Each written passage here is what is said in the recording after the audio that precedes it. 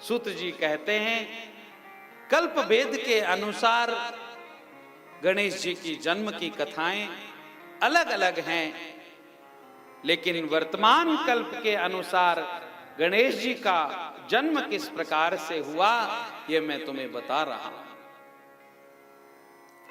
एकस्मिन् नैव काले च जया च विजया सखी पार्वत्या च मिलित्वा वै विचारे तत्परा भवन।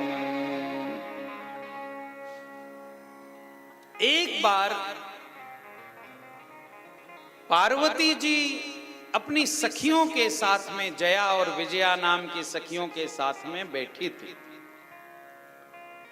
बैठे बैठे पार्वती जी से इन सखियों ने कहा, देवी भगवान शिव के तो गण बहुत हैं, उनकी रक्षा करने के लिए तो बहुत गण हैं, लेकिन आपकी रक्षा करने वाला कोई गण नहीं है। हमें लगता है कि आपकी रक्षा के लिए भी कोई गण होना चाहिए।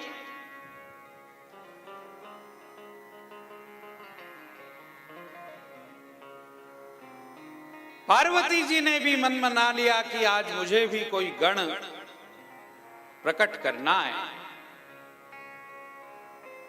एक दिन जब वो स्नान करने के लिए गई है और भगवती पार्वती स्नान कर रही है, उस समय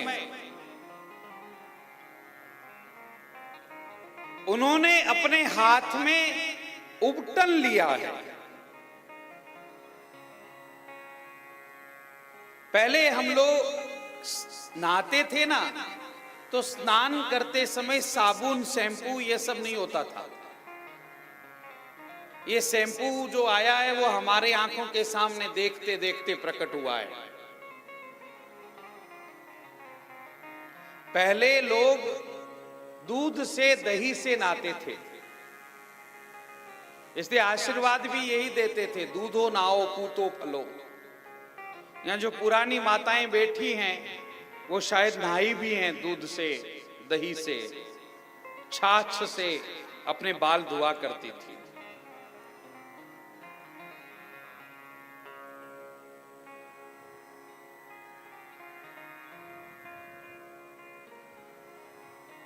कुछ उपटन बना लेती थी वस्तुओं का मिश्रण करके, और उसी से, फिर वो साबुन होती नहीं थी तो उसी से स्नान करती थी।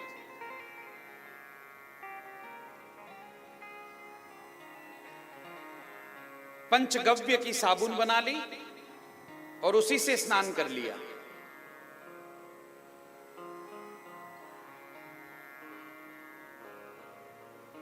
तो पार्वती जी ने जो ही वो उपटन सामग्री बहुत सारी देखी, उसका एक गोला बनाकर उसको एक मनुष्य का आकार दे दिया।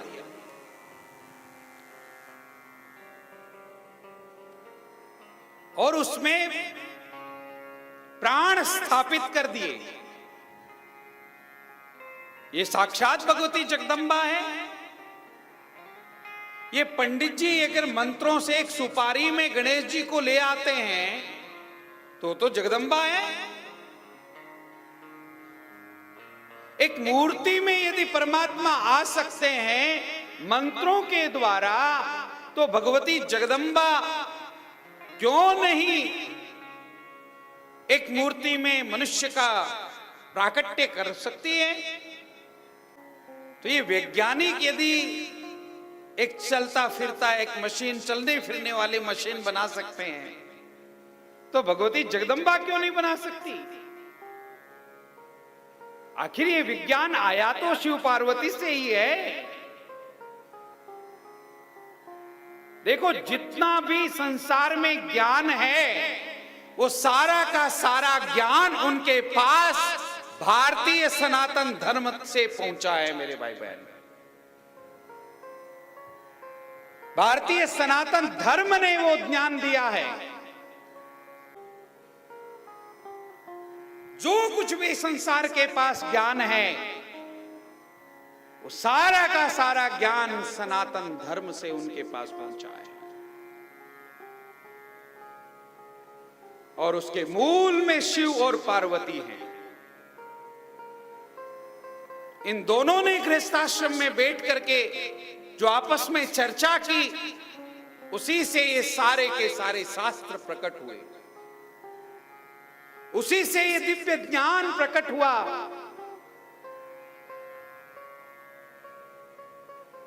दिव्य थे हमारे महात्मा, दिव्य थी उनकी मेधा,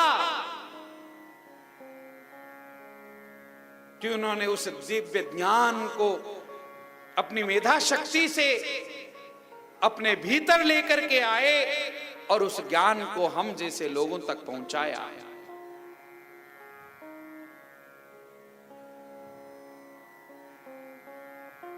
भगवती पार्वती ने एक मनुष्याकार पुतला बनाकर उसमें प्राण प्रदान कर दिए, और खेल खेल में मनुष्य ने मनुष्य की आकृति का जो सुंदर सा उसने बालक बनाया था, वो अति दिव्य था।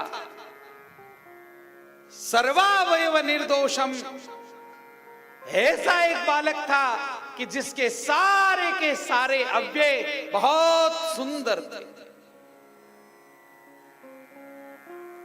सर्वावयव सुंदरम विशालम। कभी कभी हमारे बच्चे जब कोई चित्र बनाते हैं और उस चित्र को देख करके हमारा कितना मन प्रसन्न होता है, उसी प्रकार पार्वती ने जो ये मूर्ति बनाई, इसको देख करके पार्वती माता अत्यंत प्रसन्न हो गई। वाह, कितना सुंदर बना है ये, क्यों नहीं इसको मैं प्राण दे दूं।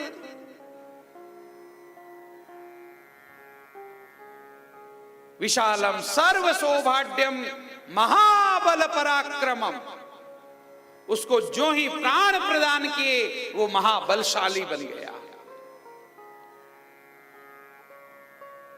भगवती शक्ति ने इसे जीवन प्रदान किया है, प्राण प्रदान किए हैं, क्यों नहीं शक्तिशाली बनेगा।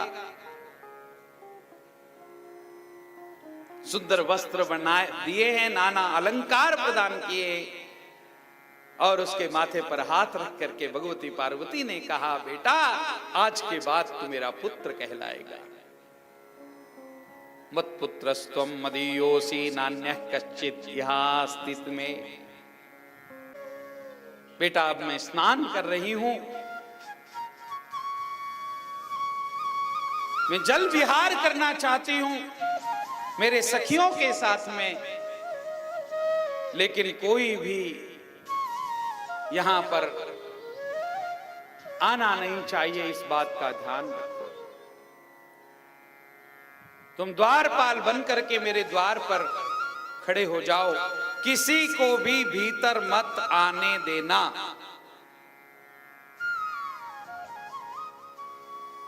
किसी को भी। अब ये बेटा माता की आज्ञा का पालन करने वाला है, मां के सिवा अन्य किसी को ये जानता ही नहीं है। द्वार पर खड़ा हो गया। भगवान शंकर अपनी सेना को लेकर के, गणों को लेकर के आ रहे थे। जो ही गण पहले घर में आने लगे, द्वारपालों को रोका। छड़ी हाथ में है, कहां जा रहे हो? मेरी मां की आज्ञा के बिना कोई भी अभी घर में नहीं जाएगा। अरे तुम कौन हो? मैं पार्वती का पुत्र हूं। अच्छा, हट जाओ दूर, हम शिवजी के गण हैं। और गणेश जी को दूर करने का प्रयास किया। गणेश जी ने अपनी छड़ी घुमाई और छड़ी घुमाते ही सारे के सारे जो शिवजी के गण थे पहुंच गए शिवजी के पास। शिवजी से जाकर के कहने लगे, महाराज आज एक छोरा खड़ा है द्वार पर, बड़ा बलवान है और दिखने में अत्यंत सुंदर है। किसी को भी कैलाश पर्वत पर जाने नहीं दे रहा है। कह रहा है मेरी मां विहार कर रही है, जल विहार कर रही है, कोई भी भीतर नहीं जाएगा।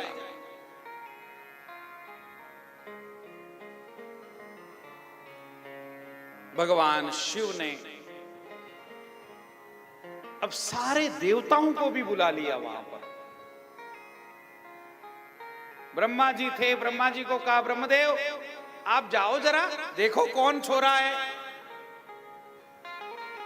ब्रह्मा जी आए। ब्रह्मा जी ने कहा, अरे कौन हो तुम? बोले मैं पार्वती का बालक हूं। अच्छा। ब्रह्मा जी गए शिव जी के पास और जाकर के कहा कि वो तो कह रहा है पार्वती का बालक हूं। शिव जी ने कहा, मेरा बालक? मुझे पता ही नहीं, कब हो गया? विष्णु जी को भेजा, आप जाओ। विष्णु जी को भी भीतर नहीं जाने दिया हूं। गणेश जी के साथ विष्णु भगवान का भी युद्ध हुआ, भगवान विष्णु भी परास्त हो गए। अब शिव जी ने त्रिशूल हाथ में लेकर के कहा, मैं ही जाऊंगा, कौन बालक है मैं देखता हूं। क्रोध में भर करके भगवान शिव जब चले हैं, कमाल है इस बालक का, शिव जी को भी इसने रोक दिया। बिना माता की आज्ञा के भीतर नहीं जा सकते।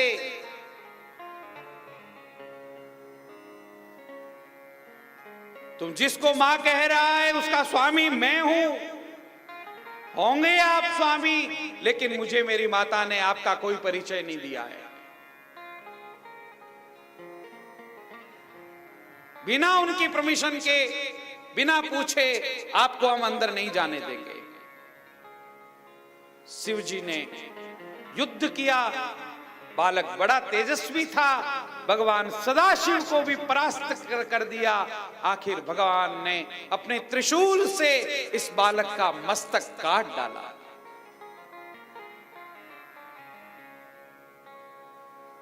जो ही मस्तक कटा, भगवती पार्वती के पास इस बात की खबर पहुंची।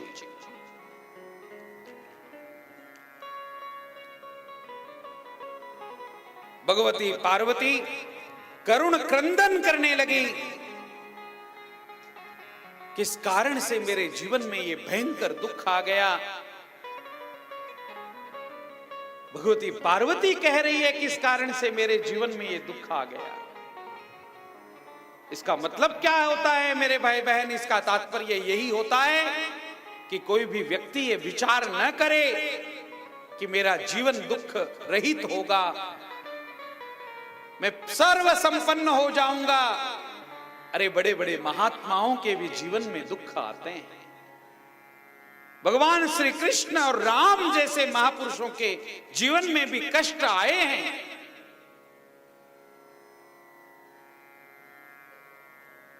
कष्ट किसके जीवन में नहीं आते? दुख किसके जीवन में नहीं आते?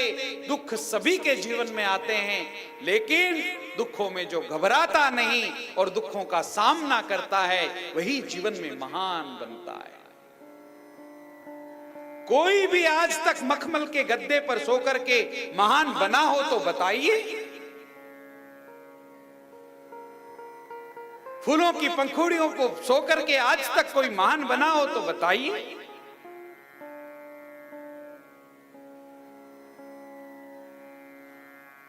संग्राम जिंदगी है, लड़ना उसे पड़ेगा,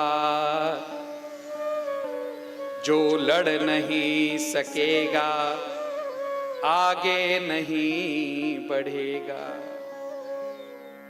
इतिहास कुछ नहीं है, संघर्ष की कहानी। राणा शिवा भगत सिंह और झांसी वाली रानी।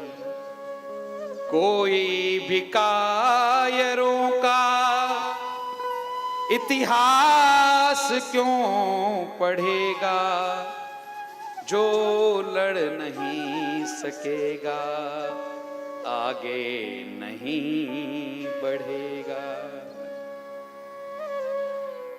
आओ लड़े स्वयं के कलुषों से, कलमशों से, भोगों से, वासना से, रोगों के राक्षसों से। कुंदन वही बनेगा जो आग में तपेगा, जो लड़ नहीं सकेगा आगे नहीं बढ़ेगा।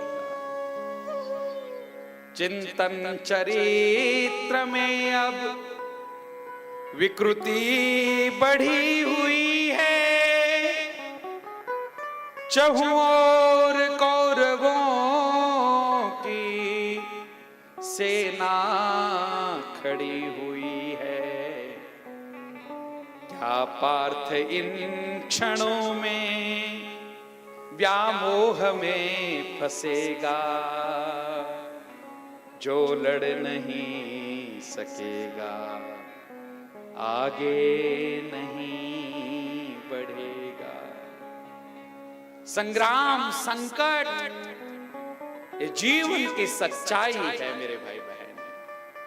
हर एक व्यक्ति के जीवन में संकट आते हैं, और जिनके जीवन में संकट नहीं आते उनका जीवन सुंदर नहीं बनता, उनका जीवन दिव्य नहीं बनता। सोने को यदि सोना बनना है तो शर्त है उसे आग में तपना पड़ेगा। जो सोना आग में तपने को तैयार नहीं, वो सोना बन करके दुनिया के सामने नहीं आ सकता, वो तेजस्वी बनकर के दुनिया के सामने नहीं आ सकता। दुखों को सहन करो, दुखों से घबराओ मत। कोई दुख से वंचित नहीं है संसार में। सच कहूं तो भगवत गीता के अनुसार इस संसार का नाम ही दुखालय है। वस्त्रालय में जाओगे वस्त्र मिलेगा, औषधालय में जाओगे औषध मिलेगी, देवालय में जाओगे देवता मिलेंगे, विद्यालय में जाओगे विद्या मिलेगी, भोजनालय में जाओगे भोजन मिलेगा, और संसार रूपी दुखालय में आओगे तो दुख मिलेगा, कष्ट मिलेगा। यहाँ पर सुख की जो अपेक्षा करता है वो मंद बुद्धि है। संसार आपको सुख देगा नहीं, आपको सुख इस संसार में खोजना पड़ेगा। इस संसार के दुखों को ही सुख के रूप में आपको परिवर्तित करने पड़ेंगे, बदलने पड़ेंगे। दुखों को ही सुख का रूप देना पड़ेगा।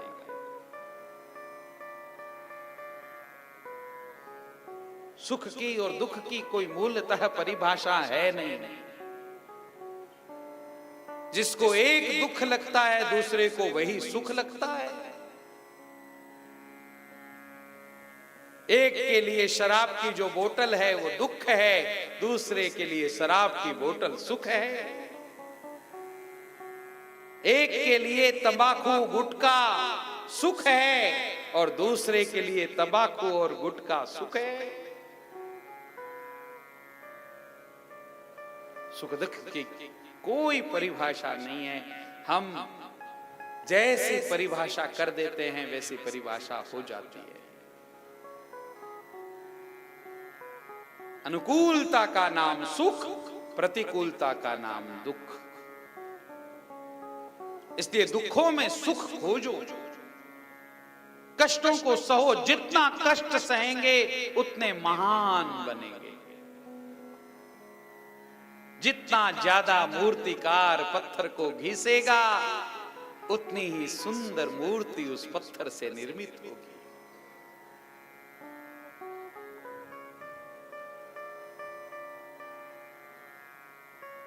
पार्वती जैसी दिव्यतम श्रेष्ठतम नारी के जीवन में भी कष्ट आया, उसे भी एक कहना पड़ा, कथम दुखम विनश्ये, इस दुख का नाश मैं कैसे करूं।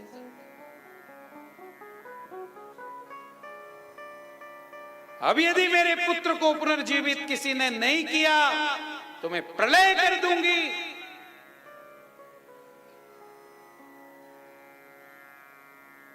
क्रोध में भर करके भगवती पार्वती ने जो ही ये बात कही, ब्रह्मा जी महाराज वर्णन करते हैं, नारद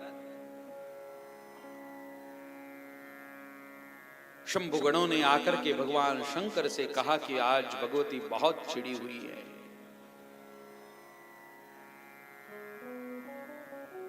भगवती पार्वती ने भगवान महादेव से आकर के कहा कि ये कृत्य आपने किया है, मेरा पुत्र है, इसे आपको जीवित करना होगा। भगवान महादेव ने कहा क्यों नहीं, अभी हम इसको जीवित कर देते हैं। गणों को आदेश दिया, उत्तरस्याम पुनर्यात प्रथमं यो मिलेदिह तच्छिरश्च समारित्य योजनीयम कलेवरे। उत्तर दिशा में जाओ, सबसे पहले प्रथमम यो मिलेदिह, सबसे पहले जो मिले उसका मस्तक लेकर के आ जाओ और उसके सिर को इस बालक के सिर के साथ जोड़ दो। इसका कलेवर जब तैयार हो जाएगा तब मैं इसको जीवित कर दूंगा। गण दौड़ करके गए, सबसे पहले एक हाथी का सिर मिला।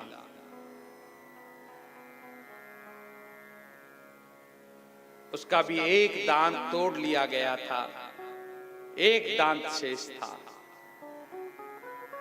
और वो हस्ती का मुख लेकर के आए, जोड़ा गया, संधान किया गया। है ऐसा ऑपरेशन करने वाला कोई डॉक्टर?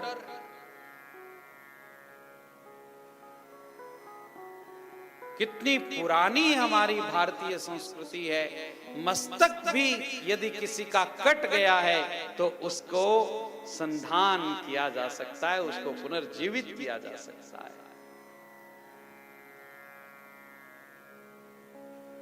कितने बड़े बड़े ऑपरेशन हमारे यहाँ भारतीय संस्कृति में हुए हैं और सफल हुए हैं।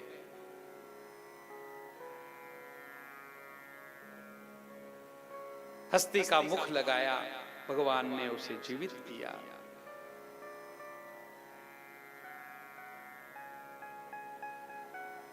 और भगवान महादेव ने उसको सुभग सुंदर तरो गजवक्त्र सुरत कहा।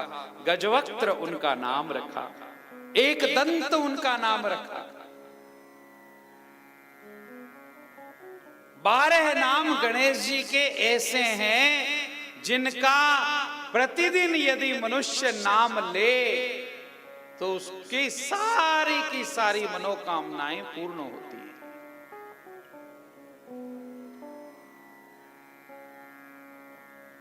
प्रथमं वक्रतुंडं च एकदंतं द्वितीयकं तृतीयं कृष्णपिंगाक्षं गजवक्त्रं चतुर्थकं लंबोदरं पंचमं च षष्ठं विकटमेव च सप्तमं विघ्नराजेन्द्रं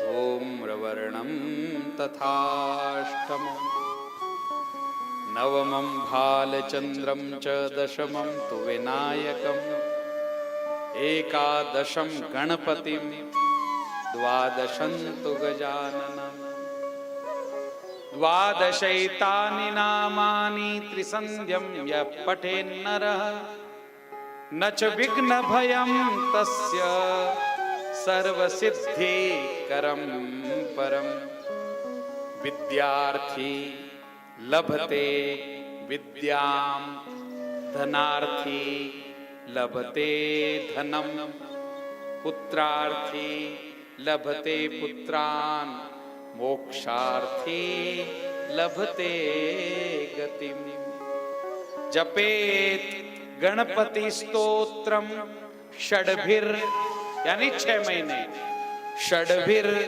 मासैर फलम लभेत संवत्सरेण सिद्धिं स्यात् लभते नात्र संशया अष्टभ्यो ब्राह्मणेभ्यश्च लिखित्वा यः समर्पयेत् तस्य विद्या भवेत् सर्वा गणेशस्य प्रसादतः।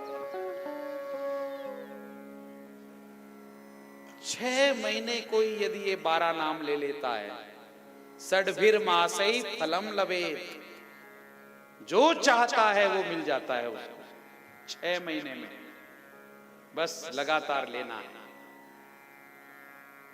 नियम से लेना है।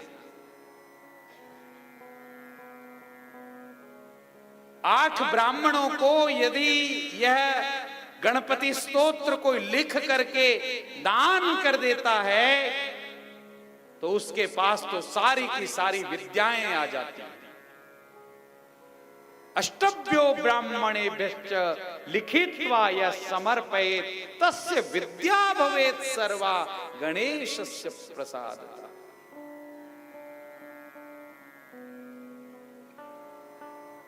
गजवक्त्र यह नाम गणेश जी का पड़ा। समस्त देवताओं ने मिलकर के गजानन गणेश भगवान की जय जयकार की है। गजानन गणेश भगवान की जय। पार्वती माता ने देखा कि ये जो हस्ती का मुख है, इस हाथी का किसी ने पूजन किया, सिंदूर लगाया है मस्तक पर, इसलिए सिंदूर लगा हुआ है आज जब गणेश जी को। तो पार्वती ने कहा, बेटा आनने तव सिंदूरम दृश्यते सांप्रतम यदि तस्मात् त्वं पूजनीयोसि सिंदूरेण सदा नरैः। क्यों गणेश जी के ऊपर सिंदूर चढ़ाया जाता है? सिंदूर का और गणेश जी का क्या संबंध है? ये मस्तक पर जो सिंदूर लगा था हाथी के, उस सिंदूर को देख करके पार्वती ने कहा, बेटा तुम्हारे मस्तक पर आज सिंदूर का दर्शन मैं कर रही हूं, आज के बाद जो कोई भी तुम्हें सिंदूर अर्पित करेगा उसकी सर्व मंगल कामनाएं पूर्ण हो।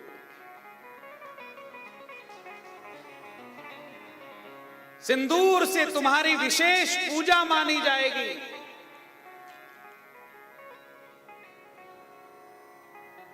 षोडशोपचार से जो कोई भी तुम्हारी प्रथम पूजा करेगा, सबसे पहले पूजा करेगा, उसको उसके समस्त कार्यों में निर्विघ्नता प्राप्त हो। वक्रतुंड महाकाय सूर्यकोटि समप्रभ निर्विघ्नं कुरु मे देव सर्वकार्येषु सर्वदा। हर एक कार्य में निर्विघ्नता यदि लानी है तो सबसे पहले गणपति जी का स्मरण किया जाना चाहिए। आगे कथा सुनेंगे।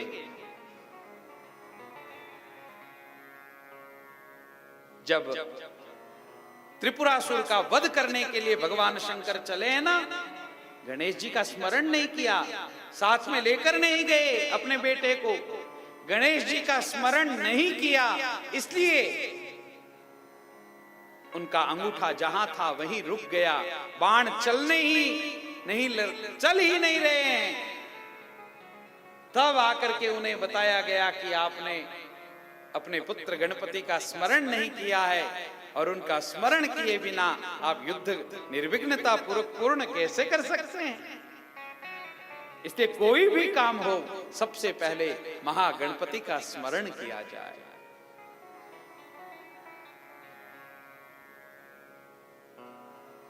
पार्वती जी ने जब मंगल आशीर्वाद दिया, भगवान शिव जी भी पार्वती जी को प्रसन्न करने के लिए आज अपने पुत्र को अपने पास में बुलाते हैं।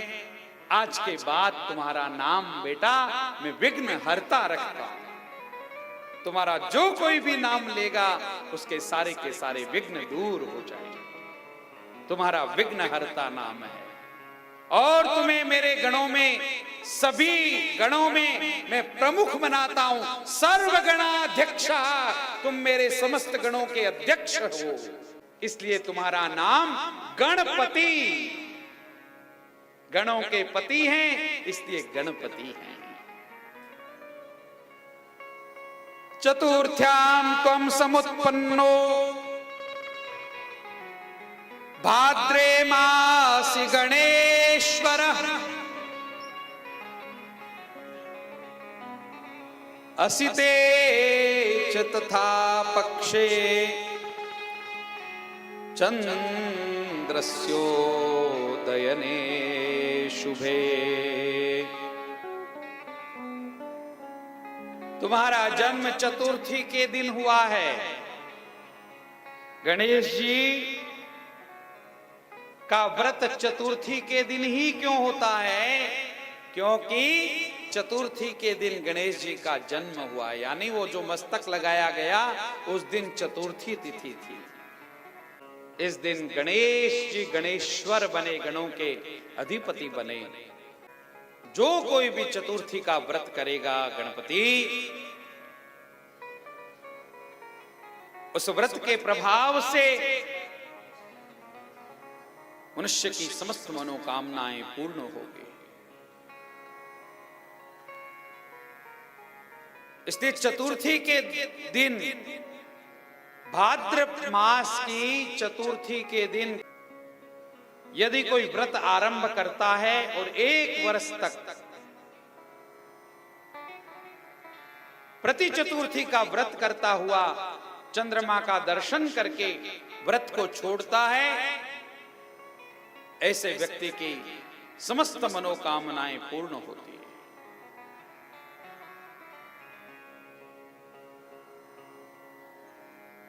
और ये चौथ का व्रत हमारे राजस्थान में तो प्रायः हर घर की महिला करती है।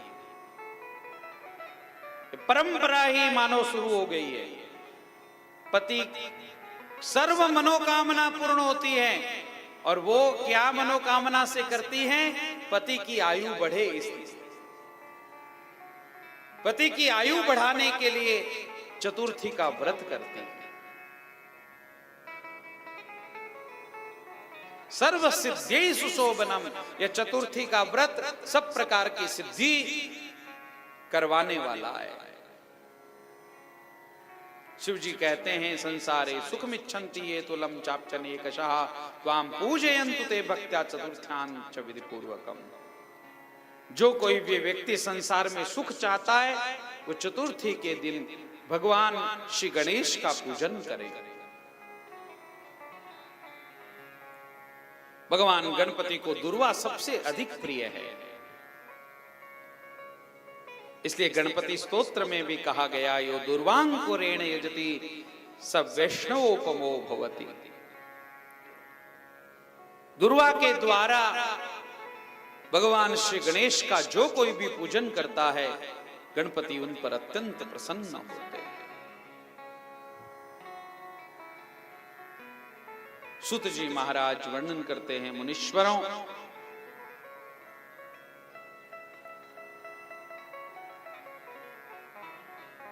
दुर्वा अत्यंत विनम्रता का प्रतीक है, इसलिए भगवान गणेश को वो अत्यंत प्रिय है। दुर्वा अमर है, दुर्वा कभी विनष्ट नहीं होती है। और जो कोई भी गणेश जी को दुर्वा से पूजन करता है गणेश जी का, वैसे गणेश जी को 21 दुर्वा कम से कम चढ़ानी चाहिए। और वो दुर्वा कितनी बड़ी होनी चाहिए, तो कहा वितस्ति मात्रा दुर्वाम च। वितस्ति मात्रा, अपने हाथ के जितनी, हथेली की जितनी कम से कम दुर्वा होनी चाहिए। उसके 3 ये जो पत्ते जैसे रहते हैं वो होने बहुत जरूरी है, कम से कम 3। उसको बिल्कुल साफ करके 3 पत्ते रख करके गणेश जी को अर्पित करनी चाहिए। त्र्यंगावावे मूल वर्जिता। एक बात का विशेष ध्यान रखना चाहिए कि मूल जो है दुर्वा की, वो तोड़कर गणपति को चढ़ानी चाहिए। जड़ को निकालकर, साफ कर, व्यवस्थित ठीक ढंग से साफ करके गणेश जी को 21 दुर्वा बनाकर चढ़ानी चाहिए। गणेश जी की दिव्यतम पूजा किस प्रकार करनी चाहिए, ये महाराष्ट्र के लोगों से सीखना चाहिए।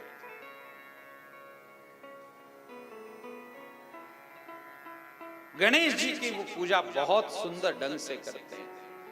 10 दिन तक गणेश जी का पूजन वहां महाराष्ट्र में विशेष रूप से होता है। अभी सब लोग सभी राज्यों में प्रायः करने लगे हैं, लेकिन उस पूजा में बड़ी विकृति आ रही है।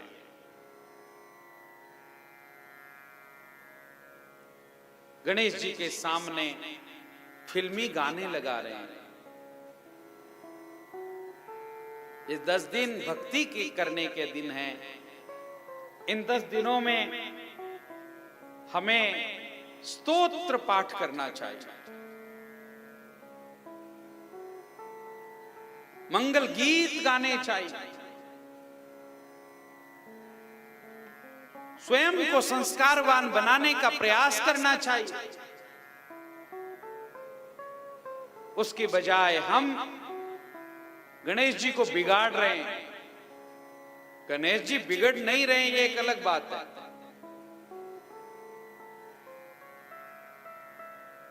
गणपति विसर्जन के बाद में एक चुटकुला आया था पेपर में, हमने पढ़ा था बहुत वर्षों पहले,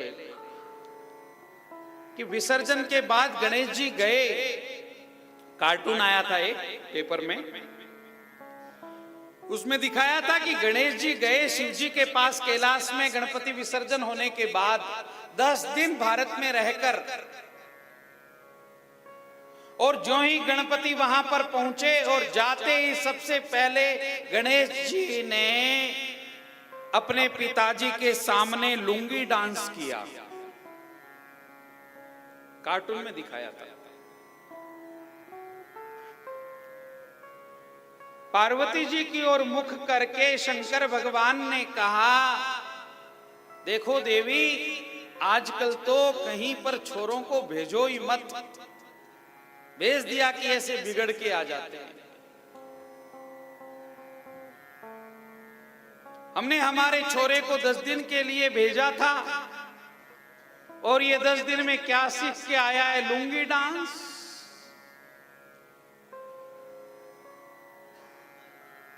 बहुत ध्यान देने योग्य बात है मेरे भाई बहन। छोटी छोटी बातें कितनी बड़ी बड़ी बातें हमें सिखा जाती हैं। हम देवताओं के सामने किस तरह से प्रस्तुत हो रहे हैं, कैसे विवाह की मांगलिक वेला और उस वेला में शराब पी करके नाच रहे हैं।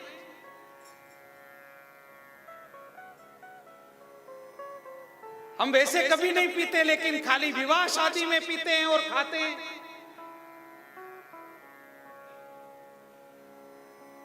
जहां गणपति की 3 दिन पहले प्रतिष्ठा हो जाती है, उस मांगलिक कार्य में शराब पीना, मांस मदिरा कितना बड़ा दोष है।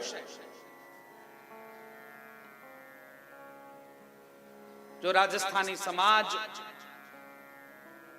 इतना श्रेष्ठ समाज माना जाता था, जिस माहेश्वरी समाज और राजस्थानी ब्राह्मण समाज को लोग आदर्श माना करते थे, उस कुल में भी आज ये गलतियां हो रही हैं, ये सारे अपराध हो रहे हैं। देवताओं का तो सम्मान करो मेरे भाई बहन, कम से कम देवताओं को तो अपमानित न करें हम इस प्रकार के कृत्यों के द्वारा। दीपावली के दिन लक्ष्मी जी का पूजन करेंगे और लक्ष्मी पूजन होने के बाद जुआ खेलेंगे, ये तो शुभ होता है। अरे जुआ धर्मराज युधिष्ठिर ने भी खेला तो भी शुभ नहीं हुआ उसका, तो तुम तो हो ही क्या। जुआ खेलने वाले हर व्यक्ति का अंत होना निश्चित है।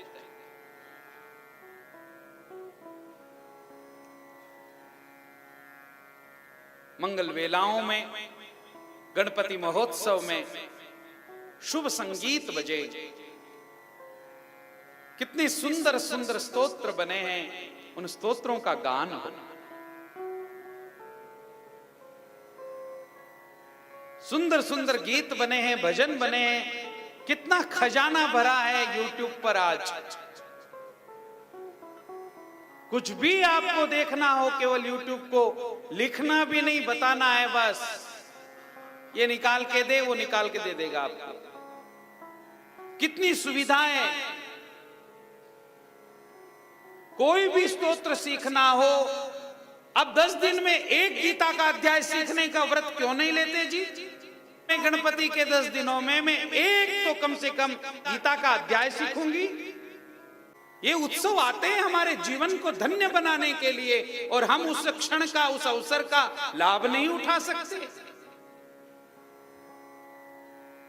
ये त्योहार, ये व्रत, ये उत्सव हमारे जीवन को कृतार्थ करने के लिए आते हैं। इंटरनेट के माध्यम से आज विज्ञान ने कितनी प्रगति की है। जो विवेकशील हैं मेरे भाई बहन, उनके लिए ये इंटरनेट वरदान है। जो विवेकहीन हैं उनके लिए ये इंटरनेट शाप है।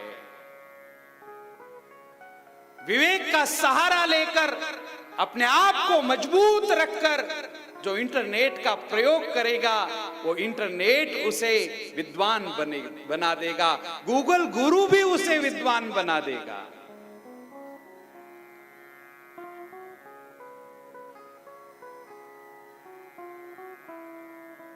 लर्न गीता जैसी वेबसाइट जो देखेगा वो महान बन जाएगा, उसका जीवन शुद्ध और पवित्र बन जाएगा।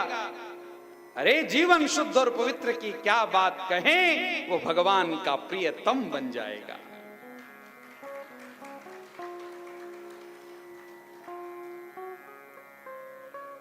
गणपति उत्सव जब हम मनाते हैं, 10 दिन का गणेशोत्सव मनाते हैं, तो उस गणेशोत्सव में हम क्यों नहीं संकल्प लेते कि एक भगवत गीता का पाठ कम से कम हम प्रतिदिन करेंगे।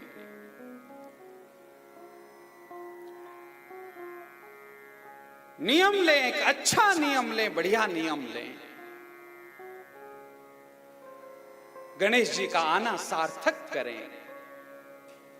जाते हैं जब 10 दिन के बाद गणपति, तो ऐसा लगता है परिवार का कोई सदस्य चला गया।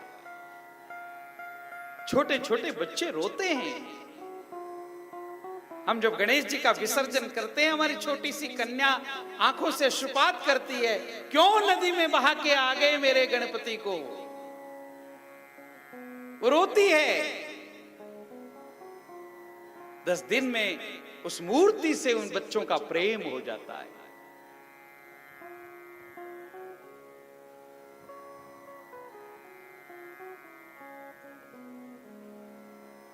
लगाव हो जाता है, घर के सदस्य बन जाते हैं गणपति,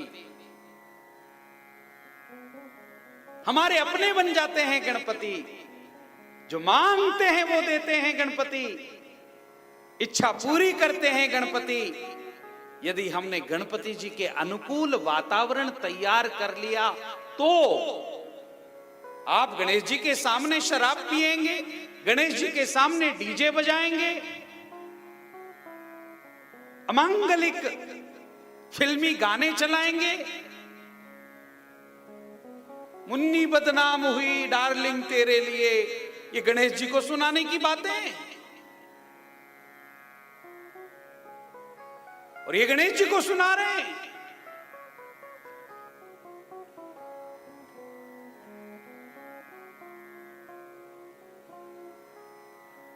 क्या कर रहे हैं, कौन सी संस्कृति में जा रहे हैं?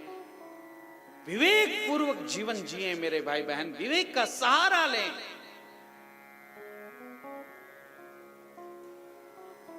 महागणपति को यदि प्रसन्न करना है तो उनके अनुकूल वातावरण हमें तैयार करना होगा।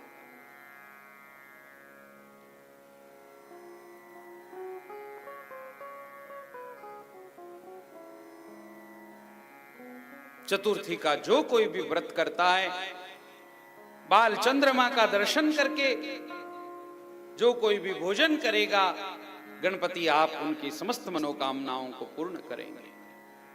चतुर्थी का उद्यापन किस प्रकार से करना चाहिए, इसके भी सम्यक विधि यहां पर दी गई। गणेश जी की पत्थर की या किसी भी धातु की या फिर सफेद आग की, अर्क की गणपति जी की मूर्ति बनाई जाए, षोडशोपचार से उस मूर्ति का पूजन किया जाए।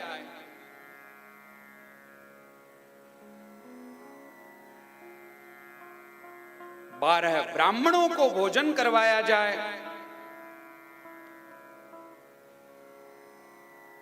कुंभ का पूजन करके वो कुंभ ब्राह्मणों को दान किया जाए। 12 ब्राह्मणों के साथ 2 स्त्रियों को भी भोजन करवाया जाए, क्योंकि रिद्धि और सिद्धि ये गणपति जी की 2 पत्नियां हैं, तो 2 स्त्रियों को भी साथ में भोजन करवाया जाए। एक काल भैरव के रूप में एक बटुक छोटे बालक को भी भोजन करवाया जाए।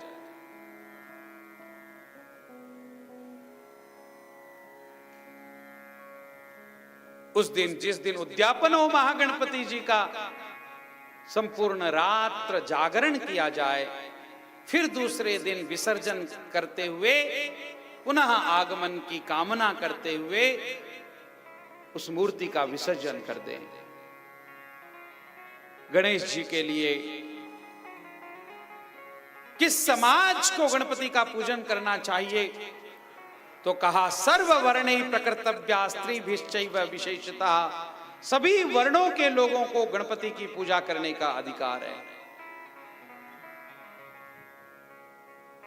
विशेष अधिकार स्त्रियों को है गणेश जी की पूजा करने का।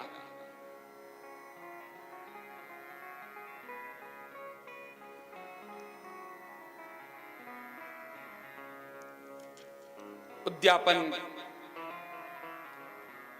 की विधि बतला करके सूत जी महाराज कहते हैं, इस सुमंगल आख्यान का जो कोई भी श्रवण करता है उसका भी सर्व मंगल होता है।